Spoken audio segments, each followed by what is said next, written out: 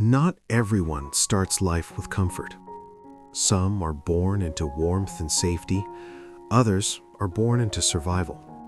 This is the story of someone who had to grow up before he was ready, someone who learned about responsibility before he understood childhood. He was born into a life that demanded strength before it offered kindness. The house he grew up in was small, its walls thin enough to let in the cold and the worries of his parents at night. Some evenings, dinner was only rice with salt. Other nights, it was only hope. He learned early not to ask for toys, not to complain about worn-out shoes, not to compare himself with classmates who arrived in clean uniforms and polished bags. Poverty has a quiet way of shaping a child. It teaches awareness before innocence fades. While others dreamed freely, he calculated survival. He understood that nothing would be handed to him. If he wanted a different life, he would have to build it, with hands that were still too small, but already tired. By the time he was 12, he was no longer just a child. After school, he helped his father carry goods at the market. On weekends, he washed motorcycles for neighbors. The money was never much, but it mattered. Each coin felt heavy with responsibility. He watched his mother stretch every bill as if it were elastic, trying to make it last until the end of the month. There were moments he felt angry, not at his parents, but at the unfairness of life. Why did effort not guarantee ease? Why did some people start miles ahead? Yet even in frustration, he never stopped moving. Something inside him whispered that this season was temporary, that pain, if endured long enough, could become power. So he kept going, even when childhood slipped quietly through his fingers. School became both a refuge and a battlefield. He loved learning, but he hated the reminders of what he lacked. When friends talked about vacations or new gadgets, he smiled politely. He mastered the art of pretending not to care. But at night, doubt would visit him. Maybe this was all life had planned for him. Maybe dreams were expensive things meant for other people. Still, he studied under dim light, refusing to let circumstances define his intelligence. He realized something important. Poverty could limit comfort, but it could not limit effort. And effort was the one thing fully under his control. Each page he read, each lesson he mastered, felt like laying one brick on a long, invisible road, a road he believed would one day lead somewhere better.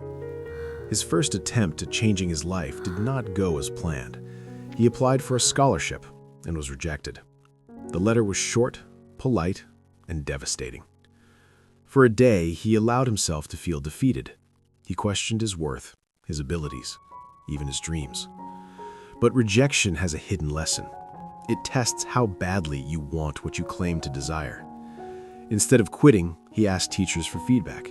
He worked harder. He improved his grades. He practiced interviews in front of a cracked mirror. Failures stopped being a verdict and became a teacher. It humbled him, sharpened him, strengthened him. He realized success was not a straight line, but a rugged climb, and he decided he would climb, even if his hands bled along the way. The second time he applied, he succeeded. The scholarship was partial, not full, but it was enough to open a door.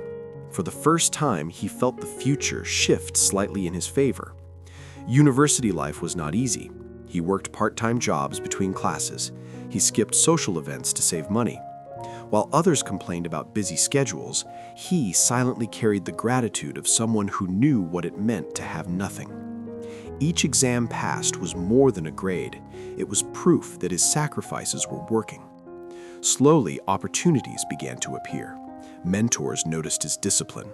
Employers saw his hunger to learn. The road was still long, but it no longer felt impossible. It felt real. Years later, he secured his first stable job.